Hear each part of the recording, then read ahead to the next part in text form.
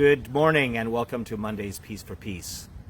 It's actually Saturday afternoon when I'm recording this, and I thought, what a beautiful day. I'd just like to go for a walk outside and record outside and sit this day and just have a chat about something that I noticed that is bubbling up in people recently, and that is feelings of shame, particularly feelings of shame that people thought that they had dealt with not necessarily once and for all, but well enough that these feelings wouldn't come back and get them. So we're going to talk about that today, what to do when feelings of shame that you thought have come back, that are tied to your feelings of sadness and anger during this pandemic. Offer you a tool called the Build and Broaden model of positive emotion, the upward spiral to counteract the downward spiral is the way we call it, and a specific way to put that into practice. Okay? So, the one thing that I do want to tell you is just about shame before we get into it is we're talking about not just feelings of sadness or feelings of regret about things that you may have done, like mistakes you may have made, but the way I've heard it expressed is that feelings of shame are moving from, oh, I made a mistake and I regret that, to because of the mistakes I've made, I am a mistake. And regardless of how we've internalized that, most often it's because somebody has persistently told us how we're good for nothing and we're never going to amount to anything till we kind of believe that. And then, hopefully as adults, or as younger people, it doesn't really matter how old we are, I guess, hopefully we've managed to work with people to get past those feelings and understand that we're not a mistake. But of course we know that there's always echoes and traces of that. So that's what we're talking about when we're talking about shame.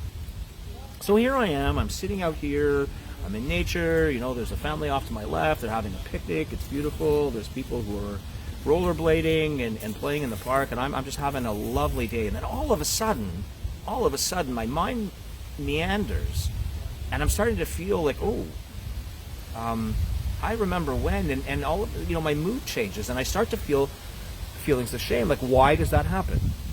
Well, I changed the camera. What you don't see is that I'm sitting in front of this empty pool. And what a great message and metaphor for that, right? And so what's happened in my mind is I've forgotten about the trees and I've fixated on the pool, which represents maybe this feeling of shame that I had at one point, this empty pool in my life, and all of a sudden I see it. And because it's COVID, because I'm living in a lockdown, because I'm not spending time doing my normal things, I can have a tendency to fixate on this problem in a way that's really not helpful. And so here I am, and now I'm in the pool, and I'm in it. And that's what the downward spiral looks like. Now, the big question is not to understand what the downward spiral is, because I think we can all relate to that. The question is, what do you do about it when the downward spiral starts? What happens when you were sitting on that bench and all of a sudden the pool of shame starts to come? The empty pool of your life starts to come at you, and you remember things that you really would rather forget. And you'd like to be back in the woods. You'd like to go back there. Well, here's where the broaden and build model, the upward spiral of positive emotion, works.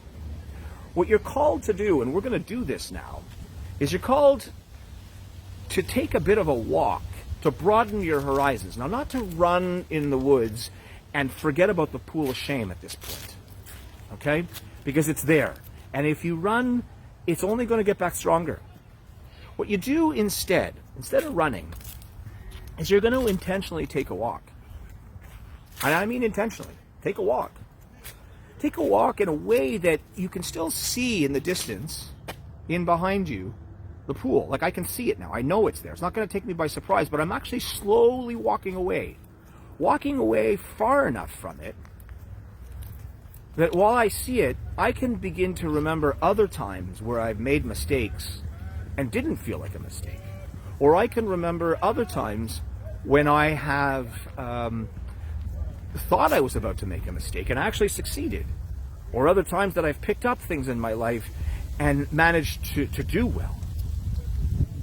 And it's in taking the walk as you come around and you do these things, right, that you can build up the courage to actually walk back. And now as I'm walking back, I can see the pool, can't I? So what I've done is, instead of fixating and trying to fix a problem that's actually not fixable. There's nothing by wading in the pool that's going to put it full back of water and make it spring again and make COVID go away. But as I'm walking to it now in plain sight, and I've taken this walk, I can see it coming. And now I can start to remember those things that I have done where I've been a success. So that's the principle. I hope you understand it. The idea is that when the pool comes and those feelings of shame start, I don't just run. I go for a longer, shorter stroll, and I broaden my horizons, and I remember the things that I've accomplished and the good things that have happened. And then I can turn around and I can reface those feelings during this time of COVID and not worry about it so much. And now we're back to where we started, back on this bench, which is now to take some time to talk about what does it take to actually put this into process. How do I physically get myself out of the pool and not run away? Because it's not always easy in the middle of your shame to hear the voices of success and compassion of things that I have done. And that's the trick. Most people will either wallow in the shame longer and try to thrash around and solve it there, and then it only gets worse. You only get pulled down deeper rather, or the tendency is to try and run away and pretend like it's not there. But of course that pool's not going away, is it? How do you get to that place where I can walk a distance and still have it in sight? This is where your spiritual practices come in, because it's not always easy to remind yourself of the things that you have done. This, is the very time to put those meditative techniques, to use your prayer life, to phone one of your best friends who understands, and say, let's just assume, one of my best friends is Andrew. Andrew's a guy I like to talk to, and says, Andrew, I got these feelings. Can you help me right now just to remember other times in my life when it's not been like this, so that I can go back and start to understand where those empty feelings, of shame are coming from? That's the way it works. And most times I think that's the piece that people forget to do. They forget that the idea of a spiritual practice is not to make the shame go away. It's to get the distance from it so that you can re-enter it and face it in a way that's necessary. So listen, I hope that makes sense. In the comments, I have reference to a book by Malcolm Gladwell called David and Goliath. It's not a book about religion, although it starts off by using the David and Goliath story to talk about this very kind of thing. And I would encourage you to consult it if you want. There are lots of other ways that you can build some distance between you and the pool and not get sucked into it without needing to run away. If you've got some ideas, feel free to share them in the comments. In the meantime, my friends, thanks for listening. Be blessed, be a blessing, and we'll see you next week. Have a good one.